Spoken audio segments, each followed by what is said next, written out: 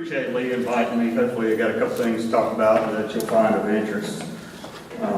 What I want to talk about, give you a little background on how we got into this, what we call lone worker safety, but basically being out in the woods alone, things to help you if something goes bad, and also, you know, we've got some regulatory issues as employers. So I'll touch on that a little bit. OSHA being the regulatory side, what we found out working with our labor lawyers, some best practices in general to follow, maybe some decision factors if you want to pick up some of the technology, some things to think about before purchasing. And then 3 options for lone worker safety, from the most basic to some of the newest technology that's out there. To give you a little background, I'm with F&W Forestry Services. We're a fairly large forest consulting firm. We're in 24 states in the U.S. We're in Uruguay, Brazil, and then over in Europe and the U.K. So you can see we've got quite a few employees. We've got such a wide range of areas that we've seen a lot. What's interesting is you get over in Europe and their regulations are way more strict than ours are. So, you know, some of what we learned was coming from our UK partners over there, and we implemented on our side.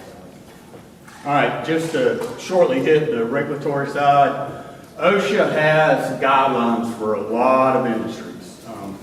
Obviously, we're covered under it. There's nothing specific to the consulting side of forestry. So, speaking with our labor lawyer, what would happen if something went wrong? OSHA would come to us and they'd fall back to the general duty clause. And that general duty clause basically says that we have to provide employees with a hazard-free workplace. And if you don't, you know, if there's hazards, you have to recognize and do everything you can to mitigate any dangers. You know, we're lucky in forestry. It's kind of like B&Ps in our mind. Foresters have been really good about self-regulating. Hopefully we can continue to do that. You get in other industries such as logging. I think I just heard that logging is now the most dangerous occupation. So I think it was second, now it's actually above, nothing worse. They have a whole section in OSHA of things that they're required to do. Another one that came up a lot was shipyards, shipbuilding, where guys are down in these large ships, welding, toxic fumes, such as that they're highly regulated to the fact that you can't just text or something. They actually have to have auditory contact so they can tell that they're not being overcome by gas and such as that. So they're highly regulated. So just a couple best practices. The first few are more from a business standpoint, but you know, some of you here that are in the forestry field may agree with some of these. A close call list is important. So we maintain a list that our HR sends out once a month. There's no problems with our forest. You know, nobody's going to get in trouble, but we ask foresters, let us know what close calls, what things have happened. Hopefully that's going to train our safety meetings so we can focus our education on what we're seeing happening with our guys. Next, first aid kits. It's important for my foresters to have first aid kits. It's important for all of us to have them. And when I say first aid kit, I'm not talking about the cheap $10 thing you get at Walmart with a Band-Aid to fix your boo-boo. You know, you may hit some serious situations out in the woods, and a well-stocked first aid kit's important. Example, I was out last year, you know, with my dog, and somehow it got cut terribly across the face and about bled out. Well, we ran back. I had a trauma kit that clots bleeding. You know, I was able to save the dog and spend a nice chunk of change on a Sunday at the vet. On top of it. First aid kits aren't a whole lot of good if you don't know how to use them. So it's important to, in my mind, to do first aid CPR training. We require guys to go every 2 years and stay certified. But you don't want to be in a situation where you've got a first aid kit in the woods, you've got a problem, and you've never even opened it, you don't even know where to find what you use it. Last 2 things are more, again, a business side, but it's important to have an emergency contact list. We found with a lot of our offices that HR knew who to contact for everybody, but not necessarily the workers there. You have to have it out where people can see it. And then a lone worker safety policy, if OSHA ever comes after us, they're going to be looking for a written policy. So it's one thing as small business you're going to want to have. Now, if you're thinking about doing something for safety while you're out in the woods, a couple things to think about. One, your technical savviness. A couple things we're talking about are using phones and satellite trackers. They've done a real good job of making them pretty easy. But again, you want to be able to use it when you're in a bad situation. You may not be thinking straight.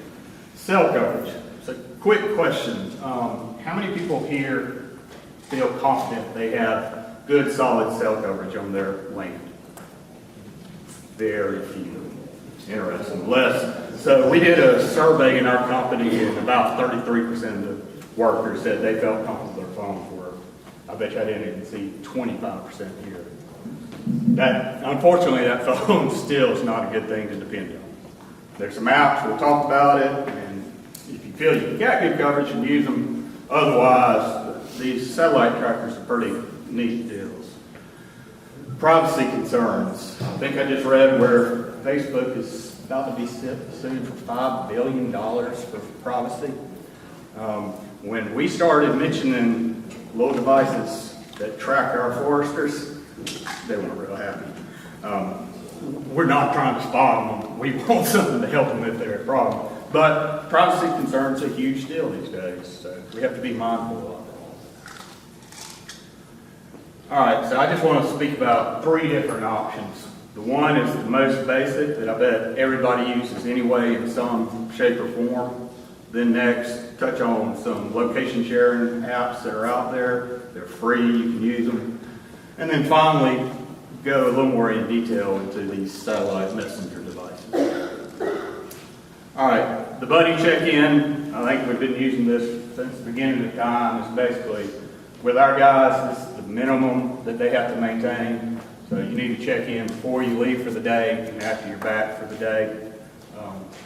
From a company representative side, we require that to be somebody within the company, not a spouse, because that does not qualify as our commitment to protect that employee. So what we do is we call them to tell them where are you going to be in that day and approximately when you're going to be moving. If something bad happens, I don't want to know, okay, I'm going to be at 1 of 5 tracks spread across 100 miles. It's not going to help a whole lot.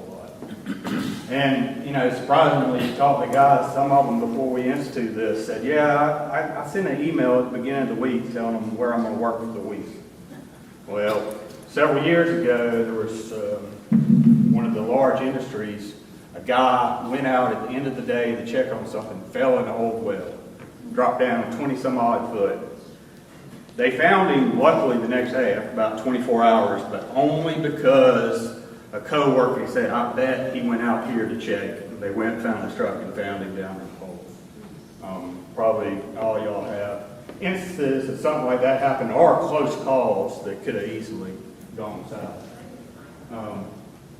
Again, it's our company representative's responsibility to make sure they hear from that individual at the end of the day. Stay with the microphone, we can't hear you. Sorry about that. It's the company's representative to make contact at the end of the day. That's important. And we consider this a minimum recommended measure. You know, we've been doing this for a long time. It's amazing to me that we have as few injuries as we do in forestry.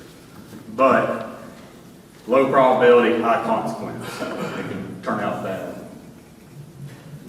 All right, location sharing apps. So if you have cell phone service, these are some options that are free. My recommendation is Google Maps. It works on Android, it works on iOS. It's freely available. A lot of us use it anyway for navigation. What you can do with Google Maps is if you hit the menu button up, I think it's top left, there's an option that says location sharing. Click that. It'll take you to another screen, kind of give you some info about what you're about to do. So when you click through, what's pretty neat is you can set it to share for a certain amount of time, and then you can, below that, tell where and who I want to share with. So for our workers that are going to be in service, it's a good option to say, all right, I'm going to be gone for 9 hours, I'm going to turn it on, and whoever I add to that can check in on me occasionally. Now, downside, we talked about lack of cell service, that's obvious. The other is, keep in mind, GPS drains batteries bad. So in combination with, if you're on the edge of a cell area and GPS going, it'll drain your battery in a couple hours, so that may not be the best option. One that's better on the phone is if you have Google Maps installed. This happens to be iOS, but you can click Google Maps into text and it'll bring up a map. You put in who you want to send it to, hit send, and it'll send them their GPS location. So that's something, you know, if you're out in the woods and your spouse needs to know where you are, or if you're going to be late, you can send a message, send a location. If anything happens, we've got a good idea where you're at. So those are fine, but what we've really started looking to lately is these satellite messenger devices. There's a couple companies, Garmin and Spot. They're the main ones who sell them. Garmin actually bought out Delorme, which originally started these. So these are the satellite messenger devices we purchased years ago to start tracking our guys or providing them help. You see the size of these things? Well, now we're down to half that size, and actually Garmin now makes some that are about half the size of that. So they're not as big and bulky to carry around as they used to be. So there's really two options in the satellite messenger side. The Spot, this is called a Spot Gen 3. It's a one-way communication device. So when you turn these things on, it's going to talk to satellite. You don't need cell phone service. And it's got several buttons. Basically, you have 3 buttons that you can pre-designate messages on it. So what we do for our workers is, 1 is just checking in, I'm okay.